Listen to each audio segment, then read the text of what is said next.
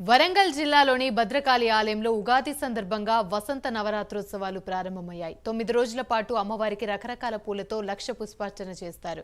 క్రోధీనామ సంవత్సరం చైత్ర శుద్ధ పాడ్యమి సందర్భంగా భద్రకాళి అమ్మవారికి పూర్ణాభిషేకంతో ఉత్సవాలు ప్రారంభమయ్యాయి. ఉగాది అనగా మనకు హిందూ సంప్రదాయం అనేది ప్రత్యేకమైన ఉగాది అనేది సనాతన హిందూ ధర్మం ప్రకారం ఉగాది ప్రారంభ కాలం. సంవత్సరం ఏ విధంగా అయితే ఈ యొక్క ఇంగ్లీష్ వాళ్ళకి ఫస్ట్ ఎలా స్టార్ట్ అవుతుందో మనకు హిందూ సంప్రదాయ ప్రకారం ఉగాది అనేది ప్రారంభమవుతుంది. చాలా విశేషమైన ఈ పండుగ చాలా అత్యంత వైభవంగా మన తెలుగు రాష్ట్రాల్లో భారతదేశంలో జరుపుకుంటారు. ఉగాది అంటే ప్రారంభ కాలం.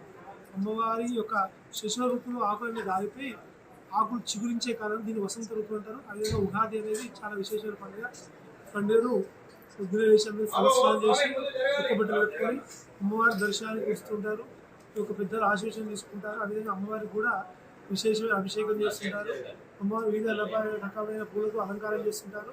విధంగా 9 రోజులు ప్రతిరోజు ఒక్కొక్క పూతోని ఒక్కొక్క రకమైన పుష్పంతో జరుగుతుంటుంది. 9 రోజులు ఈ యొక్క ఉగాదిని అత్యంత వైభవంగా జరుపుకుంటూ ఉంటారు.